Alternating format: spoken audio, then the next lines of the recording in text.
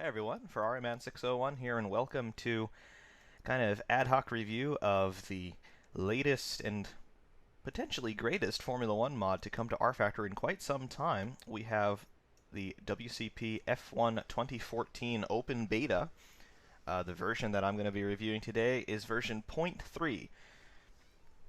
So we've got three cars in game. We have the McLaren, the Red Bull, and the Williams in game. And we've got this nice rendering of the Mercedes SLS safety car. I just want to start here by showing you the models of the different cars that exist here. As you can see, we've got Infinity Red Bull Racing, McLaren Mercedes, and Williams Martini Racing. So, start from the top and work our way down. The Red Bull, both drivers are rendered for each team, by the way. So, Sebastian Vettel, of course.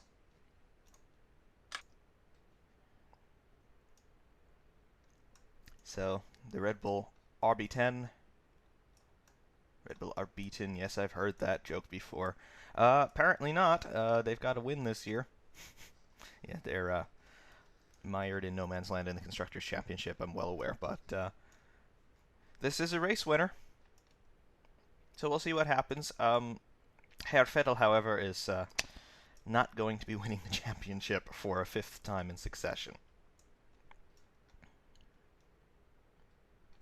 So yeah, here's the RB10. It's modeled very nicely, I have to say.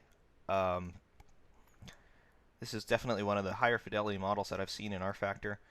And considering how old this game is now, developers and modders are still trying to push the limits of what they can do, and I'm very impressed with everything that they've done here. See into the cockpit. The steering wheel is nice. The cockpit surround is there. It looks like there's some clones of Codemasters parts in some of the detailing on this car, particularly in the cockpit area. But for the most part, yeah, I mean, this is very, very nicely done. And all those guys that do this modeling in their spare time, I can only extend my gratitude for doing all this good work and then just giving it to us, free of charge. So thank you very much. Driver rendering. That's your typical rFactor driver rendering. Complete without neck. So, yeah. I mean, from the side it looks okay, but from full on he looks kind of alien, sort of. So, I mean, you don't see that once you're in the car anyway, so it's not that important. But, yeah, the Red Bull here. Nicely put together, and I'll just show you Daniel Ricciardo as well. There we go. So obviously same car, same driver, different helmet. Yes, so next team, McLaren. So number 5, this is Jenson Button. And the MP429 in all its resplendence. In my opinion, this is actually the nicest looking car this year, the MP429. I know a lot of people said some interesting things about the noses, and yes, I agree with you, they look like gentlemen's appendages. However, I do like the MP429, not only for the color scheme. I know people were criticizing the color scheme too. I tend to like these neutral, high contrast colors. What can I say? It's just my own personal aesthetic. But yeah, I like the shape of the front end, minus the appendage, and like the gentle sloping that they've got down to the nose, which of course is pretty much dictated by the regs. The side pods and the top side bodywork integrated with those gills. I like that. And all they've done here on the rear wing, the slots to take care of the wake turbulence and all of that stuff. The rear of the McLaren's always nice as well. You've got the big central exhaust, and then you've got those two air outlets, probably for cooling the, well, probably a number of things. You've probably got cooling for the turbocharger, plus outlets for your intercooler, your KERS and ERS systems, and all of that nonsense, gearbox cooling. So yeah, they've integrated all of that very nicely. And then the rear suspension with those actually not so infamous flow modifiers on the wishbones. They've irregularly shaped the wishbones in order to gain a bit of an aerodynamic benefit. McLaren's track record so far doesn't really indicate that they've gotten all that much of an aero benefit, but that's what they've done, and it's on the car. So kudos to McLaren for that. The Their second driver, Kevin Magnussen, of course, is here. And I've got a different livery on Magnussen's car, so just to show you that there are 2 liveries and 2 specs, actually, for the McLaren included here. I'll show you the second spec here in the upgrades. This is spec 2 that was introduced at Malaysia, so you can see the front end of the car, the front wing and the nose are different. So I'll go back to spec 1, and you can see spec 1 is a much more linear transition down from the monocoque down through the nose where it terminates. And this one, the nose sort of drops off a little bit more significantly, sort of reminiscent of the steps that we saw in 2013 and 2012 and 2013, rather. And we've got different skins. This one was the launch skin, where it just said MP429 on the sides. This was before they had hashed out the sponsorship agreements. So we've got the MP429, we've got the winter test skin from Bahrain, which was essentially unchanged. Then the car as it appeared in Melbourne, and then Sepang, and then the Bahrain race with the Gulf Air sponsorship, and then lastly Monaco with the SAP sponsorship. I'm not at all surprised to see that type of sponsor on for the Monaco Grand Prix. I'm going to keep it in the preseason, guys, for the moment. And then the last car we've got is the Williams. Oops, that's the Red Bull. Help if I knew my left from my right. And here we go. The Williams Mercedes. This is the car of Felipe Massa. Once again, a superb job with the modeling and the detailing and the livery. The skin is absolutely resplendent on this car, more so than any of the others, I think. Probably because the others just don't have very high contrast paint on them. They don't pop to the eye, but the Williams being mostly white and then with the blue and red detail, absolutely phenomenal to look at. And again, the modelers and the skinners all do a tremendous job for this mod to the extent to which it exists. So again, nothing but compliments to everybody who's worked on this. Just from an aesthetics point of view so far, I already love it. Yes, I have driven it already. I've driven all 3 cars. I put a video up on my channel last night, just me pounding around Hockenheim for a hot lap in the McLaren. So yes, I have driven it. I am going to do a review driving all 3 cars in this video, so please hold tight, and I'll put a link in my description telling you where the action actually starts. But yeah, here you can see the Williams. Again, nice detailing all around. I like the rear on 2014 cars. That central exhaust just looks so different from what we've been used to. And it's a little bit of eye candy. It's kind of like the first time when you're of a certain age and you get your first glimpse at a certain type of publication. But in any event, yes, we've got nice detail throughout. And driving the Williams too, you notice the detailing around the cockpit a whole lot more, particularly the mirrors. I do like the mirrors on the Williams, and they've got the little flow modifiers in the mirror mounts, and I don't know if it's possible to zoom in the spinner view. I don't think so, so apologies, but yeah, you see the front end there, all black on the front wing. Williams went for a very simple but dramatic livery this year. I like it very, very much. Lots of secondary sponsors, but their title sponsor, Martini, is actually not all that conspicuous on the car. So, I mean, obviously the livery is is very much in Martini colors, but other than that, though, you don't really see their name all that much on the car. You've got it on the monocoque there, right behind one of the aerials. You've got it on both sides of the engine cover, and then you've just got it on the rear wing on the scoop section. And do you have it on the rear? No, you do not have it on the back of the rear wing. So yeah, their title sponsor, Martini, actually has not been all that intrusive with the livery, aside from the color scheme, but the color scheme is just awesome. So again, kudos to Williams, and kudos to all the modelers and skinners who have been working on this. And there are no different skins or specs for the Williams, so the McLaren is the only one that has different specifications or skins. So I'm going to double check that, make sure there are no other skins for the Red Bull. Nope. So I am not spouting lies. I feel vindicated now.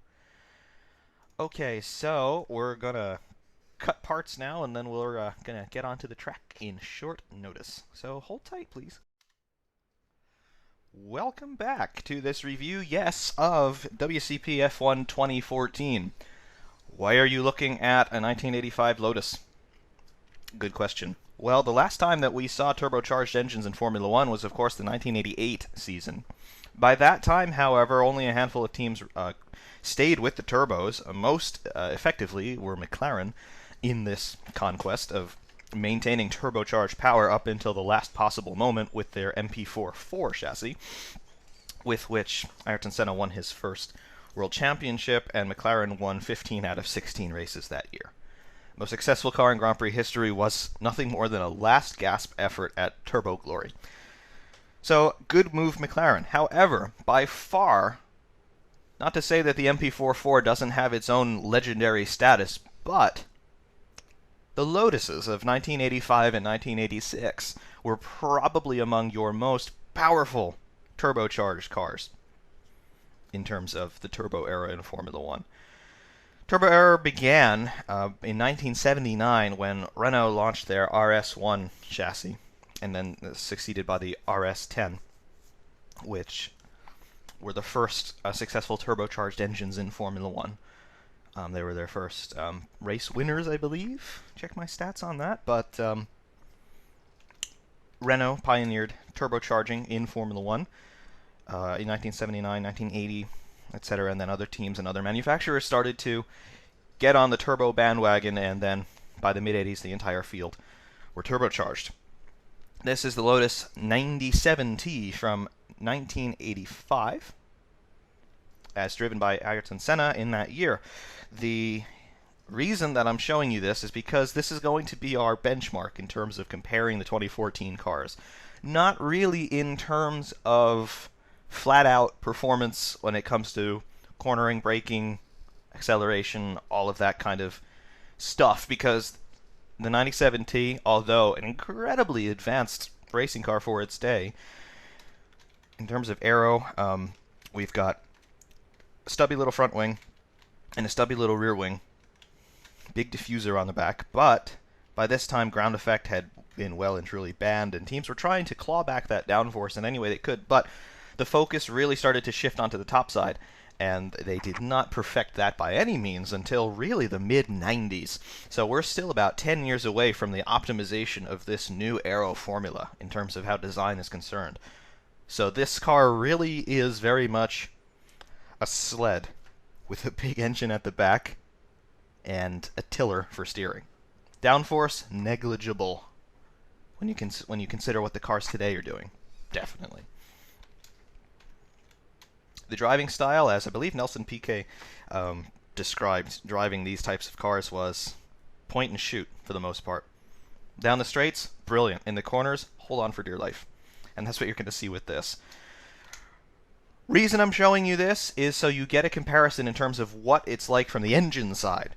Because if we go into the engine specs on this car, we have, it's a Renault engine. It's the Renault EF15B. It's a 90-degree V6, turbocharged, 1.5 liters. So turbocharged at 1.5 liters. What does this sound a whole lot like today?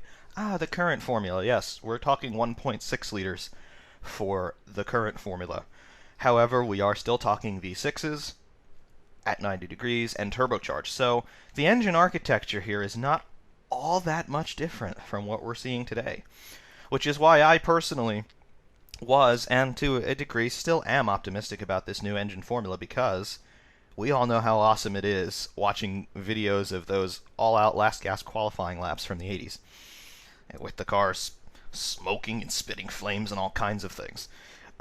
Today, with the focus well and truly being set on fuel efficiency, we don't see nearly as much of the fire-breathing and chain-smoking that we saw from the 80s cars. However, at times they are still somewhat spectacular to watch, certainly not to listen to, but I'm still optimistic. Honda's coming on next year. Honda was very successful in the 1980s and 1990s too with McLaren, but that was the normally aspirated time.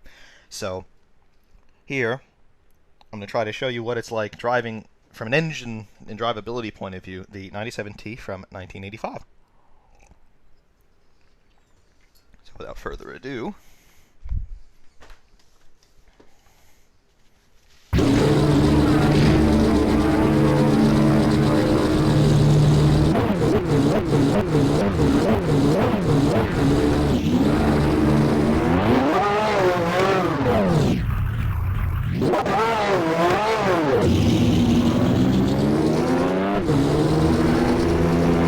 yes, I'm well aware that in real life I probably would have just sent my clutch into the next hemisphere. So, yeah, your comments.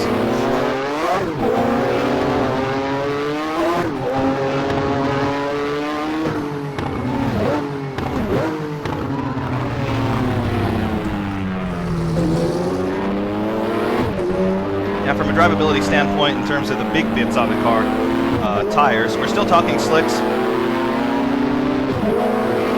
We don't have tire warmers, that luxury though, on this one, so we don't have any sort of grip from the outset. You really do have to give this car a couple laps just to get the tires awake. I wouldn't even say up to temperature, but just awake. Brakes too, they need warming and encouragement.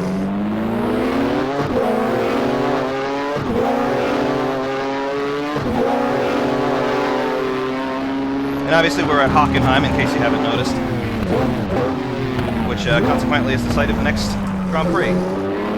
Just trying to keep it current there as well.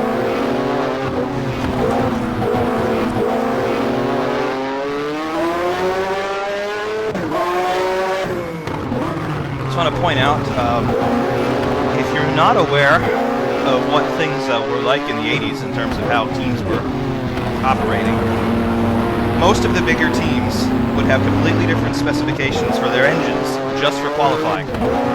So I know for a fact Lotus did.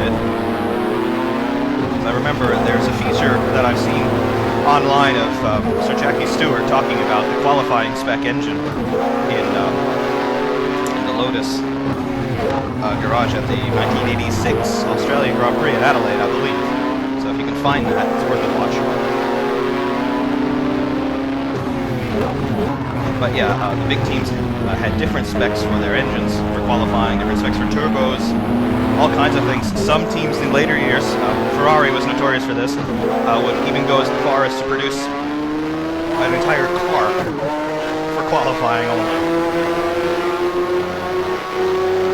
So why that little diatribe? This is the race specification engine that I'm running in this right now. Why is that important? Well, for qualifying, the teams would close down the turbo waste gates and all kinds of things to increase compression, increase revs, at the expense of reliability. Now, the end result would be you'd have an engine that was extremely powerful but would blow up after about 5 or 6 laps of running.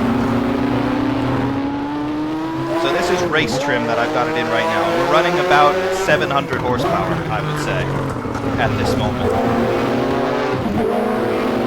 Qualifying trim was not inconceivable.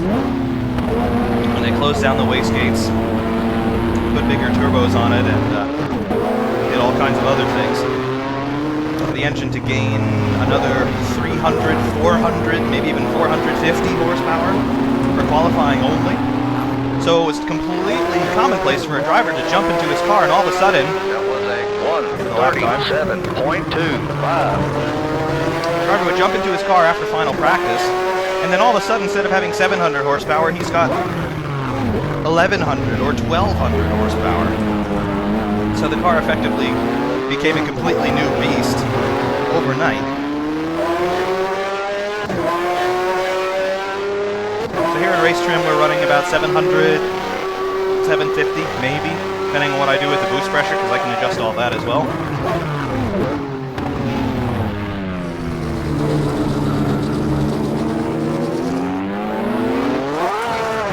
Drivability-wise, as you saw there, I ratcheted up the boost pressure and then I gave it the beans, and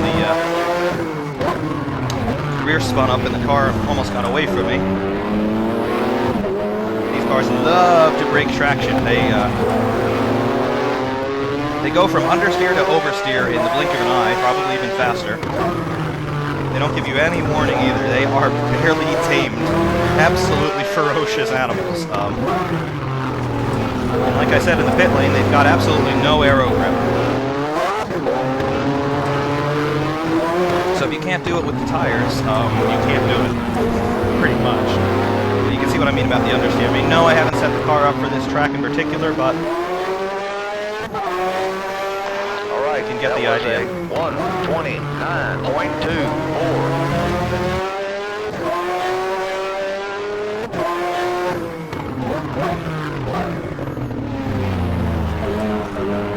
5-speed manual box in here. So obviously that has no relevance to today with the 8-speed units, semi-automatic sequential units that they're running in modern Formula 1. But engine-wise, we are talking similar numbers in terms of horsepower from race spec, anyway. Obviously, the modern cars have all sorts of hybrid technologies that these just didn't have.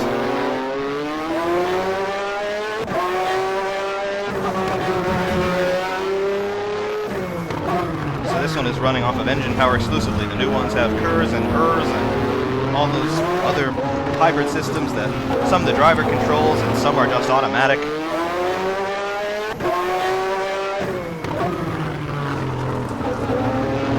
So drivability wise, all of your power in this car is under your right foot. And although rFactor can't simulate a turbo authentically anyway, the coding for the engine is just a wall of boost that comes in. Now in this car it comes in around 6,500 revs. So coming through corners like this, I've got to be really judicious with my power usage. That was a 127.41.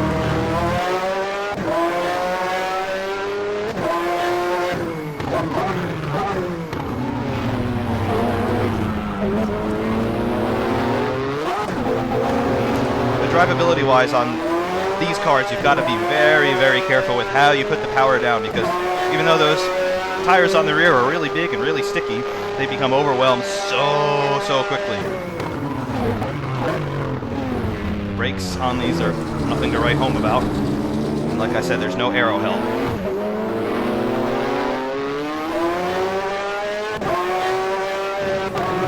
Like in a modern car, this corner is easily flat out. Big time lifts through there in this.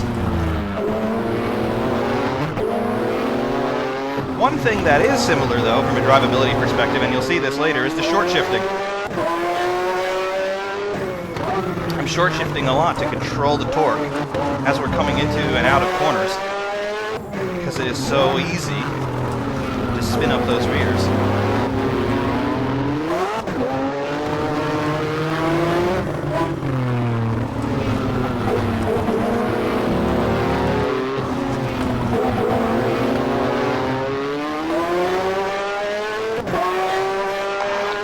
That was a 126.55.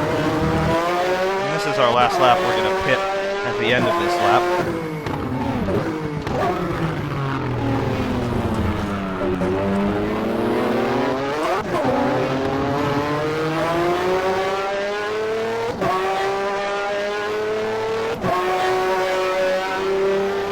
But yeah, straight line speed is still pretty impressive.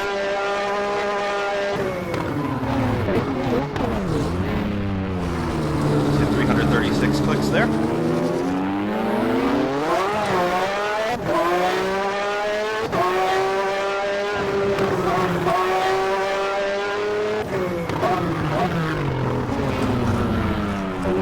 Some understeer and turn in there.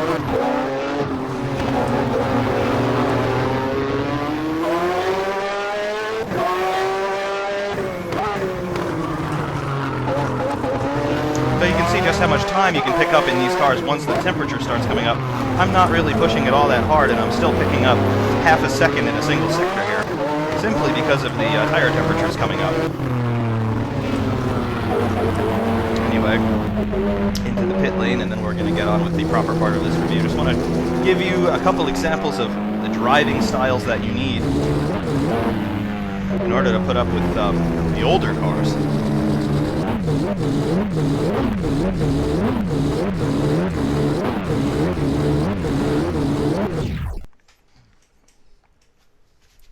So that's the 97T from 1985.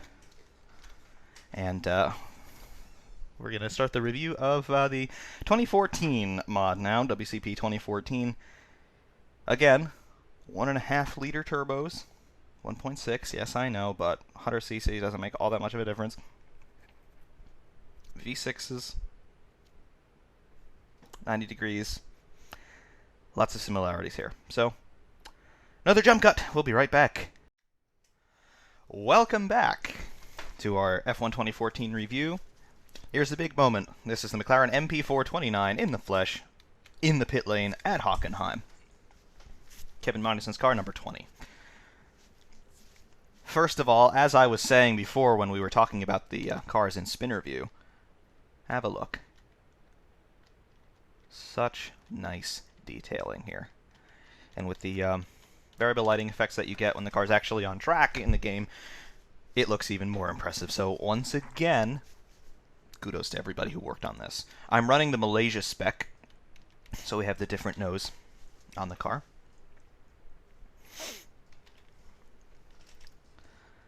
Here's our top view, and because we can actually zoom in here, you can get a better view of the cockpit, which of course you're going to see anyway in a matter of seconds.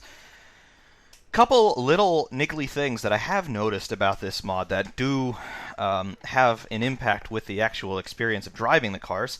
First is, and most obvious to me, is the inertial settings on the engine are a little bit different from what I was expecting. I don't know if this was done intentionally in order to try to simulate the electric motors that are going on here, because I don't know if Formula 1 cars are theoretically self-starting these days. I know to the regs they don't have to be, and they are not self-starting in practice as far as I'm aware, but all I have to do in order to start the engine on this car is to simply turn on the ignition. I do not have to hit the starter button at all. So I'm in neutral, and I'm just going to turn on the ignition. The engine fires up immediately. However, it's not an inertial problem on the engine because the moment that I switch the ignition off, the engine kills instantaneously. There are some mods that I've had where you turn the ignition off and then the engine takes, 75 years to actually reach zero. So that's an inertial problem. This, however, is not. It almost seems like the engine is generating max torque at 0 RPM. And what generates max torque from 0 all the way up through most of its rev range? An electric motor. So I don't know what the guys at WCP are doing with that coating on the engine, but could they be trying to simulate the effects, the torque effects of the electric motors on the car? I don't know. It just makes it odd for startup. That's it. When you're driving the car, you don't notice anything like that at all. Next, the cockpit modeling that they've done. Absolutely resplendent. I love it. Obviously, looking rearward, you don't see anything, but I'll show you the different cams. Tremendous job that they've done. Even the skinning, the text, the sponsorship graphics, it's all pretty high res. I mean, even at this close range, you can clearly read the driver's name and see the Danish flag and all of that good stuff. Obviously, we morph into the mesh here, but going back this way, there's all of your goodies. Cockpit, nice job on the driver's helmet. And then over here, MP429 on everything. The aerials are nicely done. The tires are very nicely done as well. They look scrubbed, so that's pretty authentic looking. And then, of course, the T-cam view, which rFactor is going to do its weird ghosting of the rest of the car, so you don't really see anything else. But, yeah, mirrors look nice. The cockpit looks very nice. And all of that goodness. So, here we are, back in the cockpit, having a look around. The brake bias adjuster and the stuff on the side of the cockpit, pretty obviously Codemaster clones, but again, what can I say? So, back into the driving position. Steering wheel, nicely done.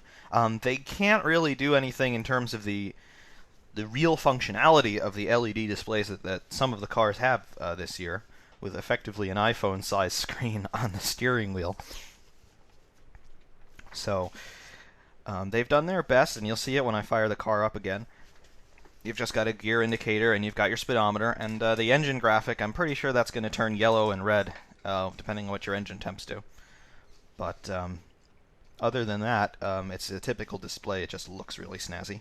And I don't know, perhaps in later versions of the mod they'll give it enhanced functionality, like when I turn the pages here on the lower right, it'll give me split times and things like that. So, in any event, we've got the boost adjustment, 1 through 10 rather, brake bias, all that stuff.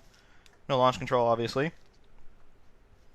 So, that is completely realistic. And, yeah, checking the calibrations on my pedals, everything is good. And, yeah, let's go drive.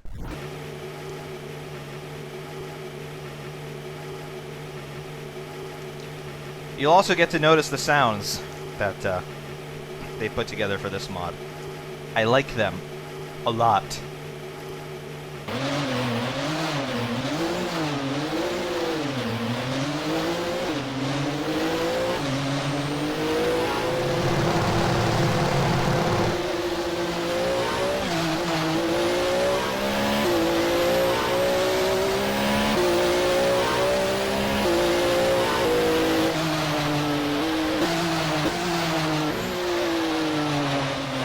And you will notice we do not have 8 gears. This may very well be a limitation in rFactor itself, because when this game was released in 2005, having a racing gearbox with any more than 7 speeds was a little bit crazy.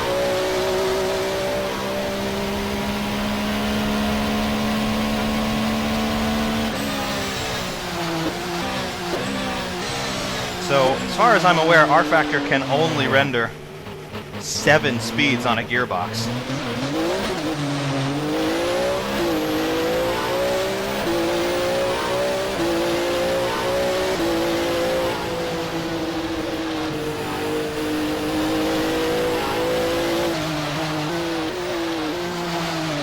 And the reason why I'm going so slowly here is because I've got absolutely no tire temperature. We were sitting in the pit lane and the tires just dropped off so much, so I've got no heat.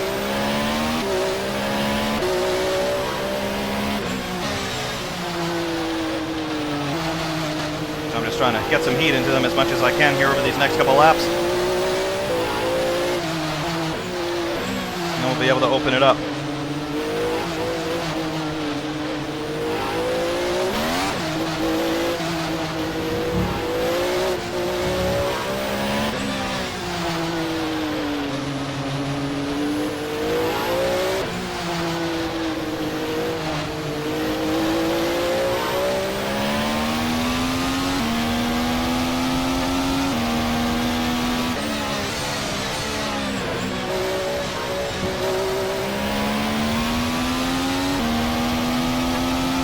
Not even really getting any of the shift lights lit up right now.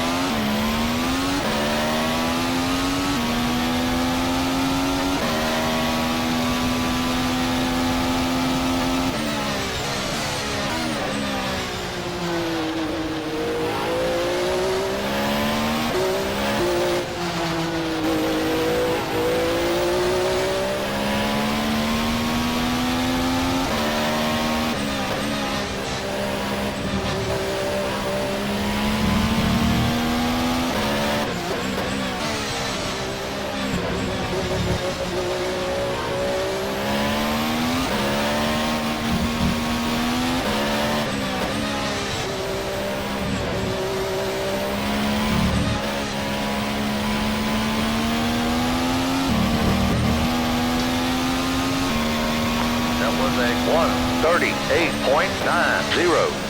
Obviously right now we are well off of the pace of what the car actually can do, but the temperatures are almost there now. You saw the video I put up yesterday in this car at this track. I was a lot faster than that.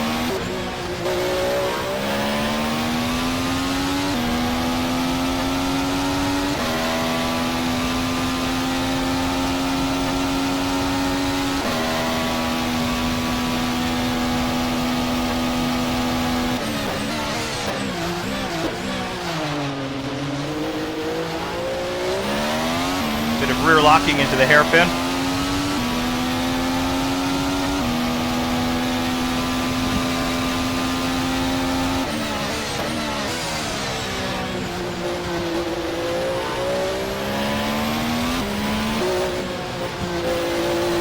There's your drivability. You see me short shifting again, don't you?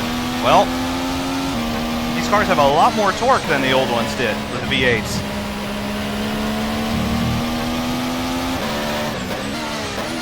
So just like that old Lotus we were driving, managing that torque matters.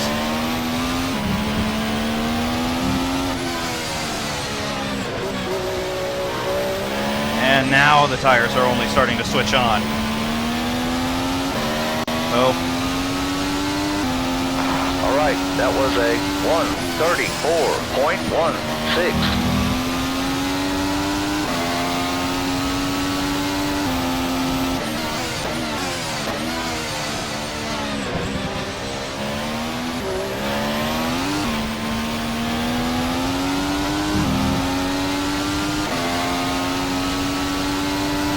so maximum revs, 12.6 on these engines.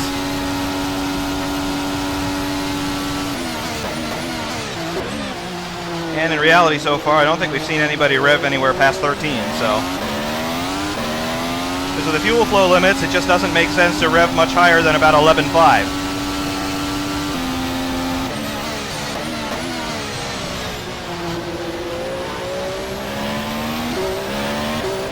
So it's a big change from the 18,000 RPM we've been used to from the V8s.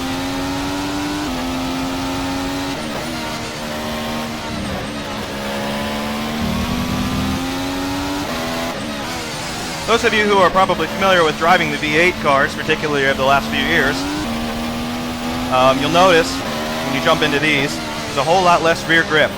And this was intentional on the part of the rules makers. Take away that rear downforce. That was a 124.76.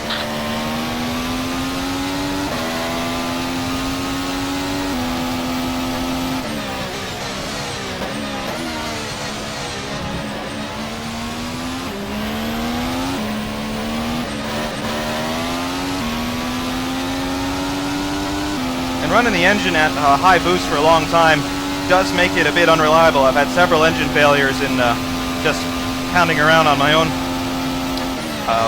with these cars, so for the sake of this video I don't want to kill the engine.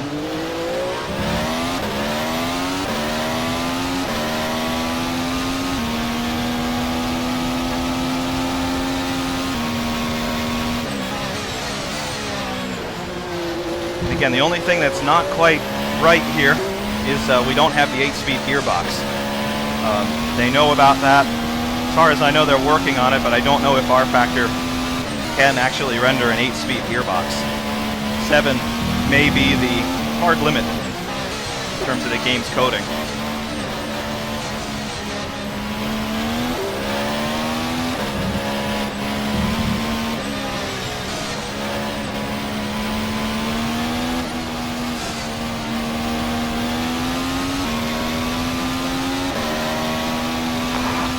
That was a 128.37.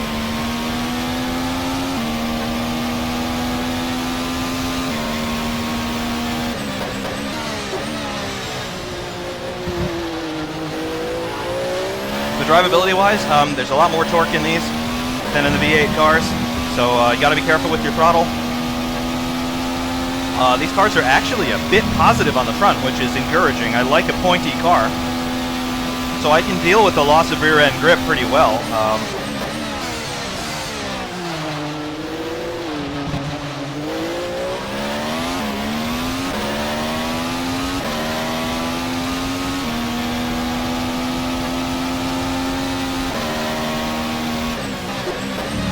brakes are good. The gear changes are very quick, pretty much seamless on your upshifts.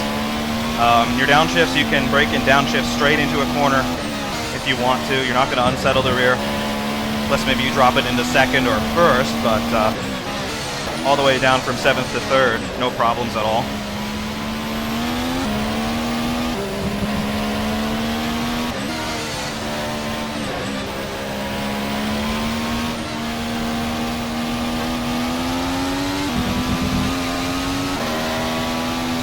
That was a 128.50.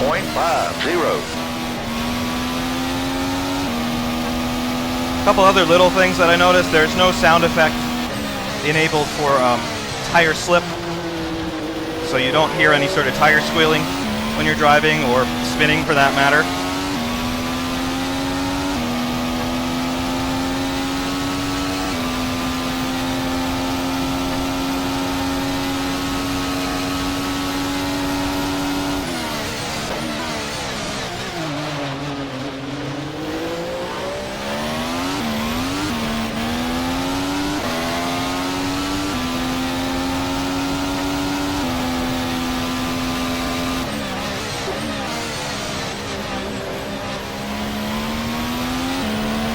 One thing that you do have to watch out for when you're driving these cars is it's possible to over-rev the engine on downshifting. So,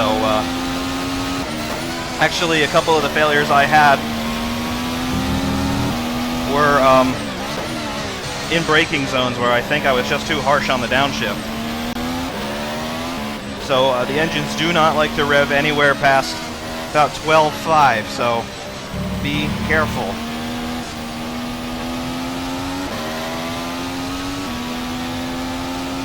That was a 124.36.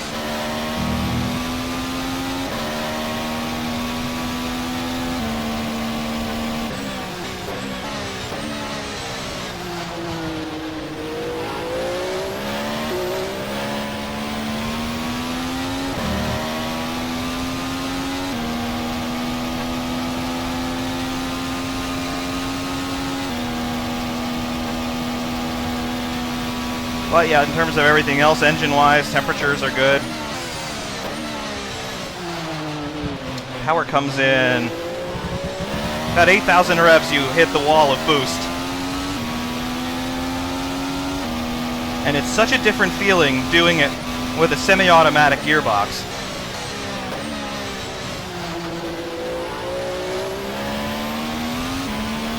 You don't have to come off the throttle to change gear. With the old Lotus we drove earlier, changing gear, I had to come off of the throttle and clutch it so you could get a break in that torque. The torque transfer is almost constant. So if you get spin up in like 3rd gear and you change up to 4th, you've got it in 4th too. That takes getting used to.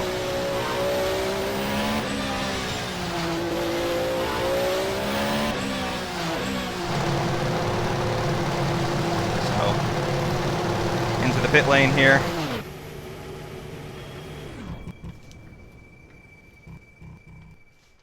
You get the braking sound effects, which is cool. But yeah, there is your MP429, and we'll be back in a couple for another review. This one will be of the Williams. Welcome aboard the Williams in WCP's 2014 F1 mod, FW36. The Williams FW36, the 2014 car from the Williams team. As we're morphing through the garage walls, there we go. Yeah, I know the HUD's in the way. It's not important. You saw the car in the spinner view. All right, so let's just get straight to the driving.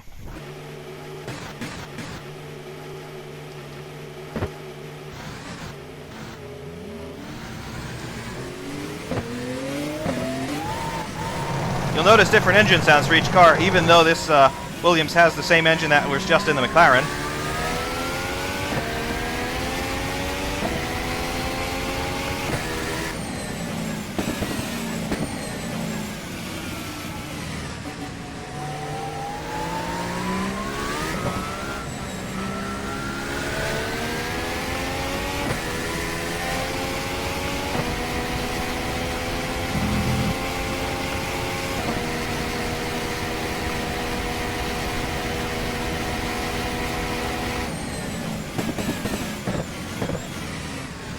really get some great turbo and motor noises in this car. I'll try not to talk over it when we're in the acceleration zones, because that's when you hear it the most.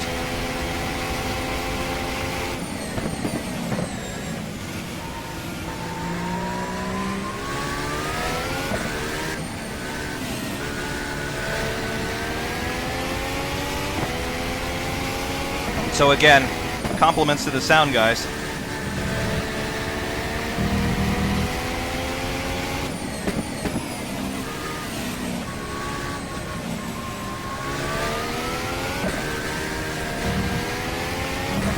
Really only hear it a lot coming out of second and third gear at slow speed.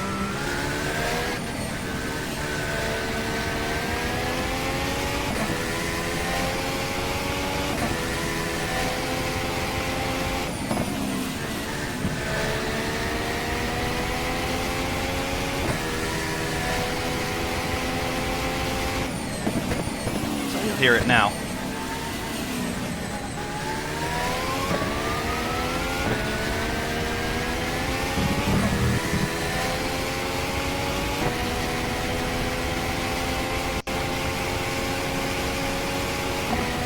In terms of raw engine sound, I like the McLaren better, but you get the ancillary sounds with this Williams, and it's new dimension.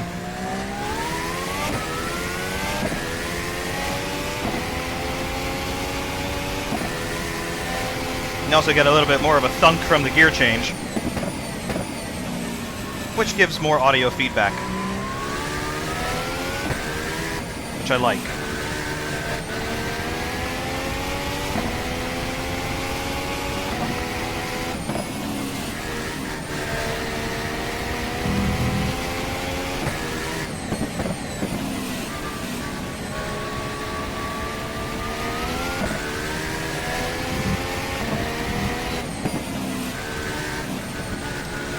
And while I'm in the mood for praising everybody,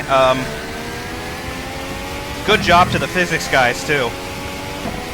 That was a 128.19. I do get the sense that the tires do not really give me an opportunity to exploit what I think the car could actually do, which is a big complaint that most drivers have had in the last couple of years. So good job for simulating the suckiness that is Pirelli.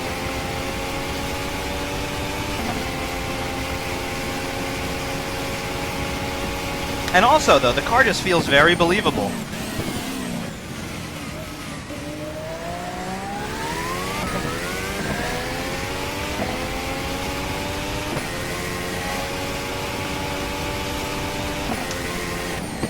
And in terms of more simulation aspects, even though the gearbox is only a 7-speed unit, they have fixed the gear ratios. I cannot adjust the gear ratios in the garage. So that is simulating the fixed ratios that exist this year, that all the teams must comply with. They get one freebie this time, and everyone will probably use it at Monza, but starting from 2015, the gear ratios are locked in all year. That was a 123.72. And I think we've gone faster on that lap than we did in the McLaren. Indicative of two things. One, the practice effect. I'm getting more confident. And number two, the Williams is probably the best car that's in this mod so far, in terms of driving-wise. The McLaren feels a little bit unsettled. The Williams feels a lot more firmly planted.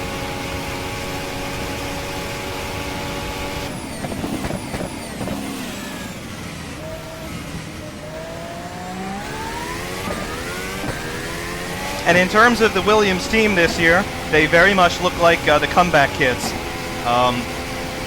They haven't had any long-term success since 2003 in terms of winning multiple races in a season. Oops. We'll just rip the under tray off.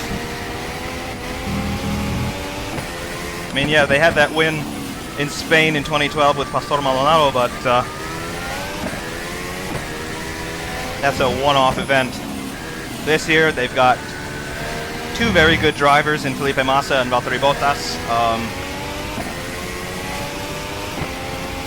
That was a 1:22.85.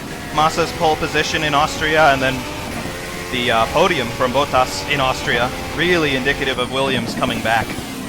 And if I were a betting man, which I'm not, but if I were to put money on it, I would say Williams is due for a win at some point this year.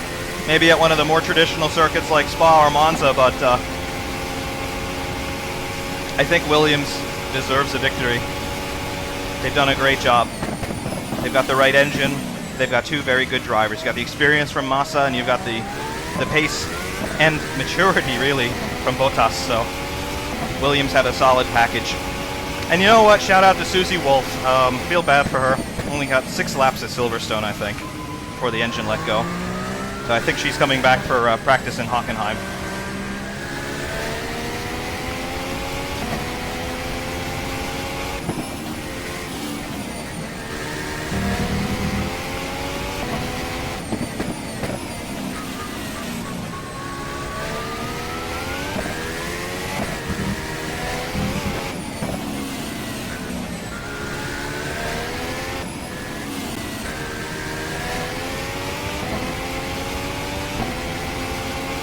That was a 1:21.57.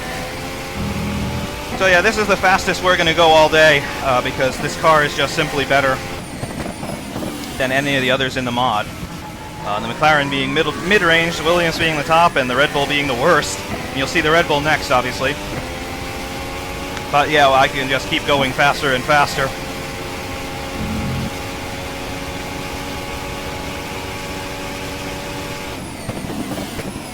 Because I've got a lot of confidence in this thing. Even with the loss in frame rate that I'm getting from running the screen capture, car feels great. I've got a lot of confidence.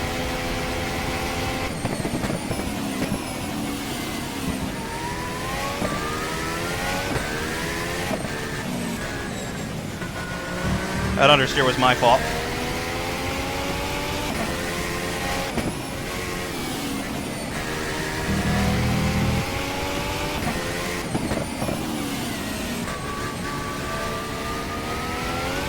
There's little lockups coming into the corners. Again, I'm getting a little over-enthusiastic on the brakes. I should remember that this is a test session for the public to watch, so I don't want to make any mistakes. All right, that was a 1:21.31.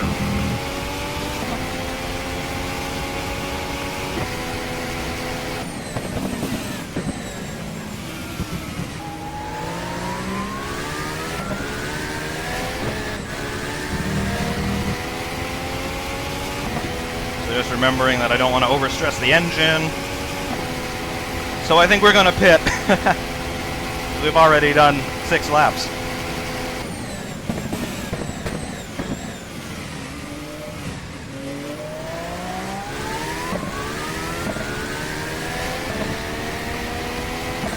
Because yeah, so far the reliability on this, the engine side of the cars in this mod, a little bit to be desired so far. I don't know if that's just because I haven't fully learned how to drive them yet, but yeah. Engines can be a touch unreliable.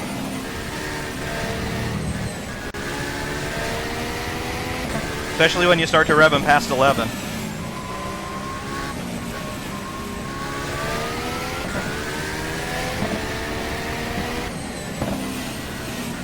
So into the pit lane now for us.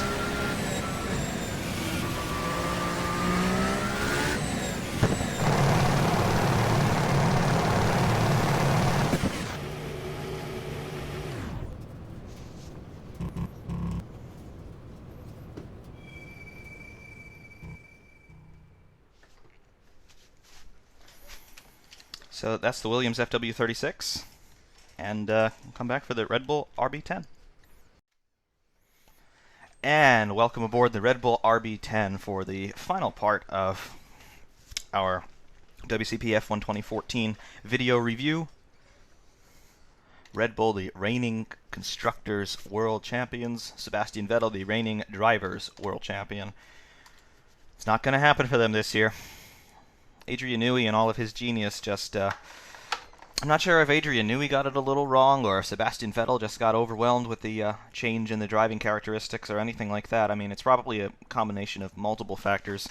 A driver of Vettel's caliber most likely is extremely adaptable. So, I'm going to say it's definitely more car than driver, but who knows? I'm not a Formula 1 driver. I'll never be. I've never met a Formula 1 driver, so who am I to pass any judgment on any Formula 1 drivers? But who knows what the deal is. Red Bull will probably be back in the mix in 2015. Depending on what they do with their engines, there's some speculation that they might buy Renault's racing division. So we'll see what happens. They might become an engine manufacturer in their own right before long. So then they'll call themselves Red Bull Racing Red Bull. No, they wouldn't. Anyway, let's drive the car. And I'll show you what I mean about this being the worst car in the mod.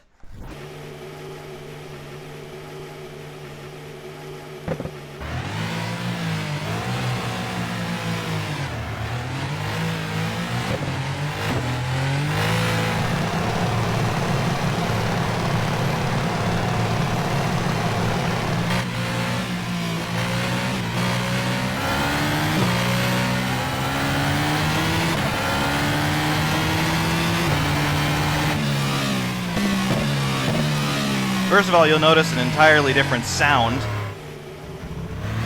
coming from the Renault engine.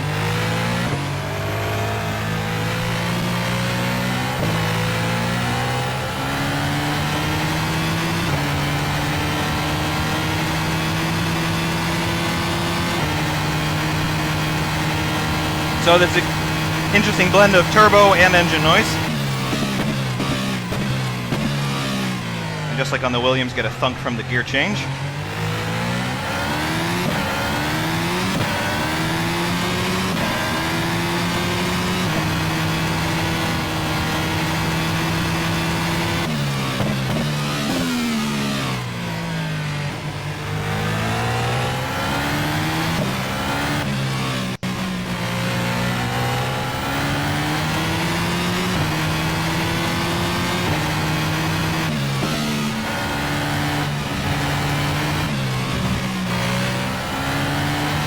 Saw the back end step out there. Yes, I know the tires are cold yet, but none of the other cars we've tested just did that.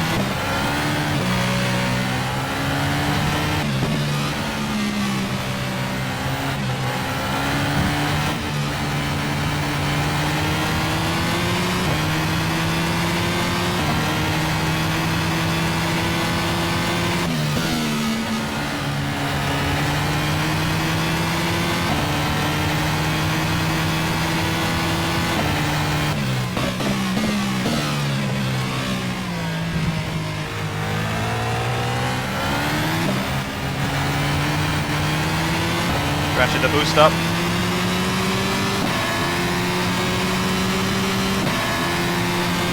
Also, Renault, by far the most unreliable engine supplier this year.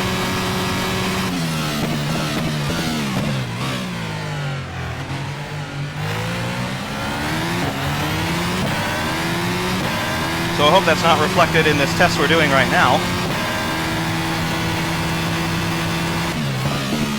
I have had engine failures on all three cars in this mod, but by far I've driven the Red Bull the least.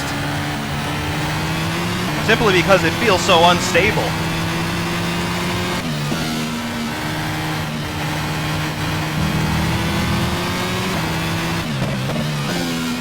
And I just don't have the confidence to attack the corners in the same way that I do in the Williams, for example.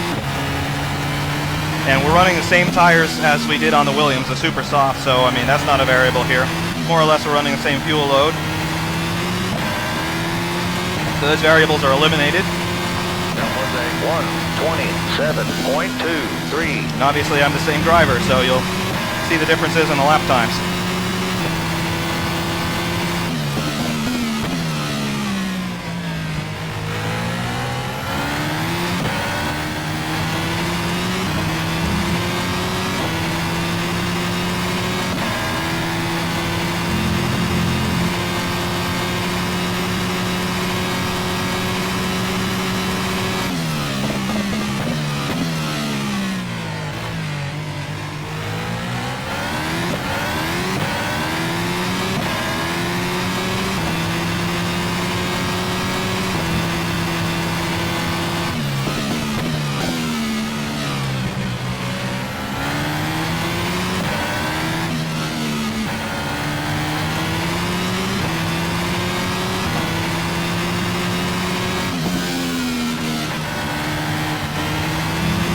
see how long I have to wait to get back on the power through that corner.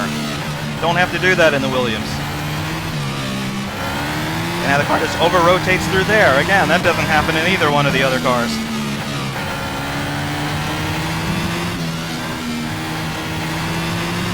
The end result of all that rear instability is, you know, 23.65. the car just doesn't give me the confidence that I need.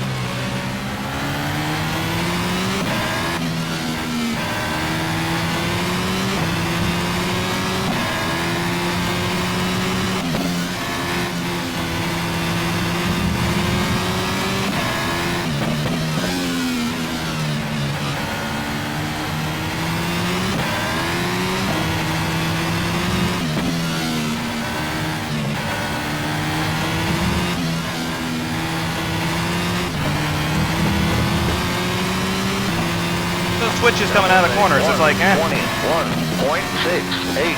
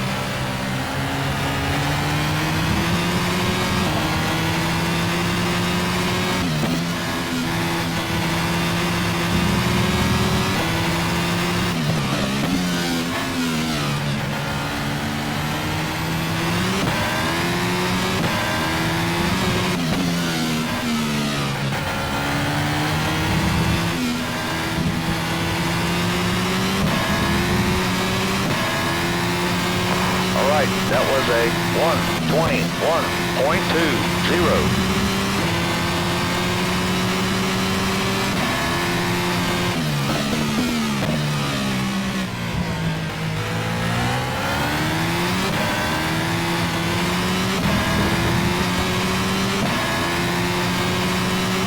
perhaps I'm eating my words somewhat.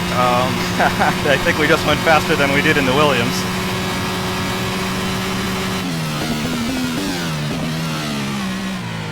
I'm telling you though, this car does not give me the same sort of confidence. Just from a subjective driver's standpoint.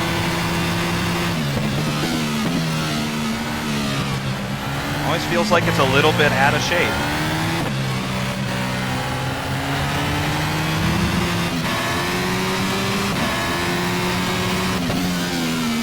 It's my fault, I missed the turn in.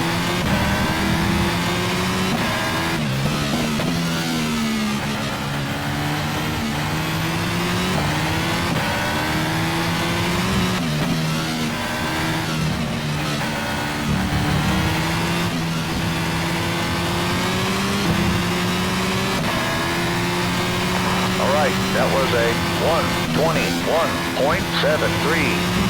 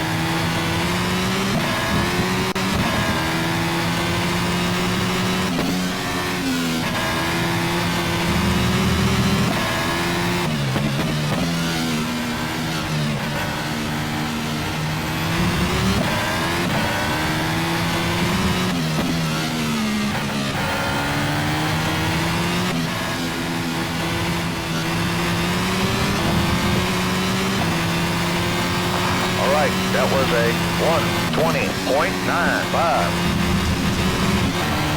Definitely going faster now.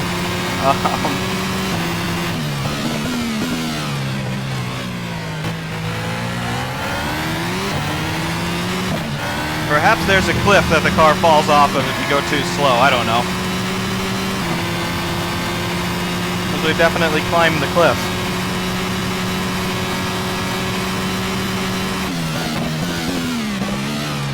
Is it possible I wrote this car off too soon? I don't know.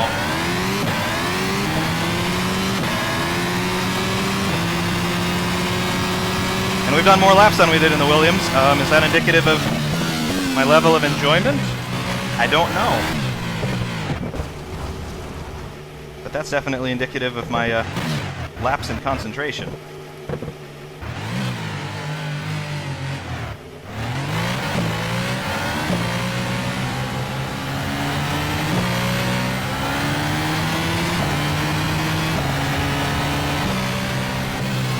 That's actually a good opportunity, though, to demonstrate the lack of the tire squeal sounds that I mentioned earlier.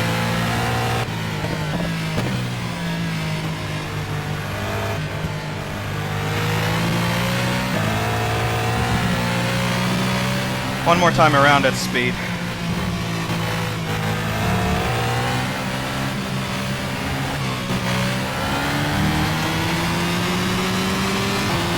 All right, that was a 136.71.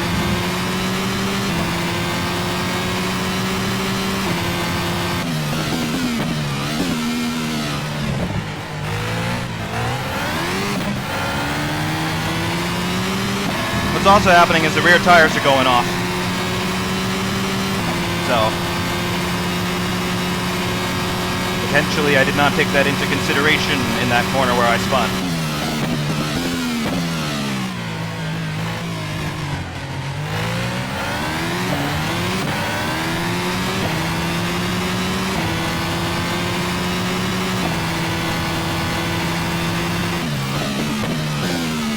Be more careful through here. Yeah, you can see exactly where I lost it.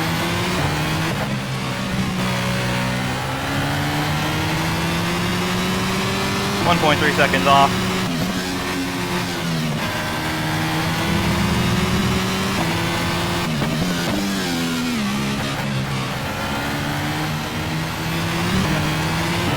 I definitely don't have the same kind of grip I had before, but still not too bad.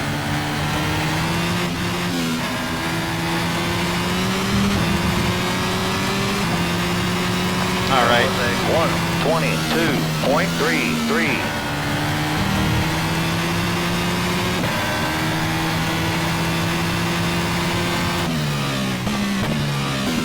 So we pit at the end of this lap.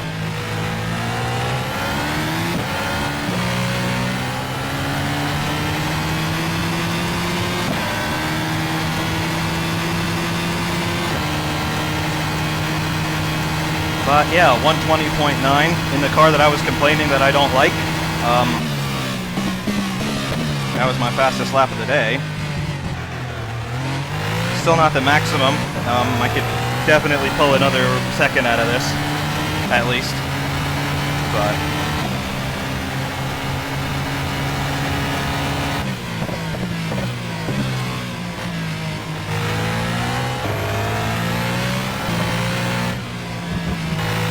for the purposes of our mission here, we've accomplished all of our objectives. The Red Bull does feel more unstable than any other car.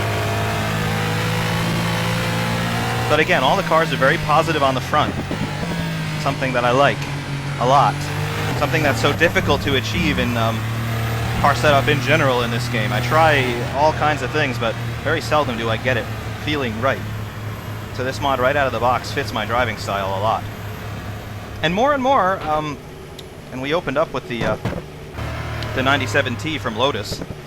More and more, I like driving the older cars a lot better than the modern ones. They're just more fun. They're more unpredictable. They require a whole lot more precision in terms of how you deal with the throttle and brakes and the gear changes and everything. So these cars, although people are complaining this year about, okay, the racing is boring, it's always a complaint in Formula 1, they don't sound as good as the old ones, they seem slower, all of that kind of stuff. okay, all of that stuff may be true, well, except for the racing being boring. Did anybody watch Silverstone? Did anybody watch Bahrain? But from a driver's point of view, these cars are a lot of fun, at least the way they're rendered here. So, the criticisms from the fans, from a watcher's perspective, maybe things are a little boring because they don't sound all that spectacular. And we saw after the Spanish Grand Prix, Mercedes trialed the, for lack of a better term, megaphone on the end of the exhaust, which, I mean, if you see the exhaust pipe, it's just a straight pipe out the back from the turbo. But if they put megaphones on these cars, then I really think that would be such a farce. But you know, I like them. I seriously like it. From a driving perspective, the cars are a whole lot of fun. So I don't know. Maybe the actual drivers think the cars are fun as well. I know drivers like Bottas, Button, who, you know, those two guys really have a very, very precise sort of style where they're very careful with the throttle input and all that. They seem to be excelling. Daniel Ricciardo in the number 3 Red Bull appears to be liking it a lot. Obviously, he has won a race this year, and his much more heralded teammate has not. Vettel was just Mr. Silky with the V8s. He put a lot of trust in the car, particularly in 2011 with all that rear downforce from the blown diffuser. He can't put the same sort of trust in this car now. Like I said, this car feels unstable to me. So if this is any indication of what the real Red Bull is like, I mean, yes, I'm sure there are very big differences, but if he's the kind of driver who puts trust in his car, and let's say things don't feel quite right, particularly on the rear end, as they've lost a lot of rear downforce this year, perhaps Sebastian Vettel is really having to rethink how he relates with the car in those situations. Because if you don't believe that it's going to do what you want, are you really going to push it to its maximum? Probably not. So, in any event, the mod, fantastic to the extent to which it exists. The 3 cars, they all sound great, they all behave wonderfully, they all look beautiful. Aside from this little issue where ignition on and the engine immediately fires up, you know, I can't really see anything. Obviously, gears, 7th gear, can't shift up anymore. But I'm sure that's an issue that can be worked out. If rFactor just doesn't support 8-speed gearboxes, then I completely understand that.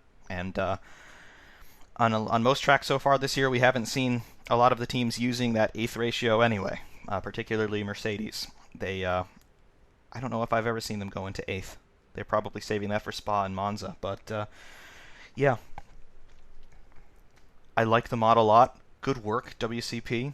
I know that all those guys just do this in their spare time, so, you know, no pressure to get the whole thing released, but please do before too long, because you've done excellent work so far. I love all of these cars to death.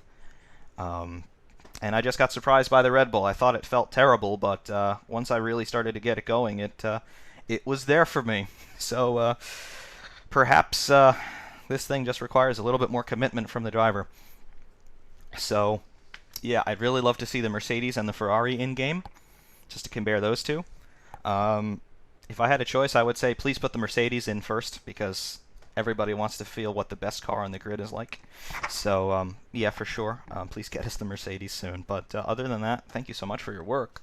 And thank you to all of you, my loyal audience, those of you who do bother to watch, for watching this whole diatribe, which I'm sure is probably close to an hour long by now, because I've been making it for well over an hour. So thank you so much, and I will see you soon. Ferrari Man 601 saying adios.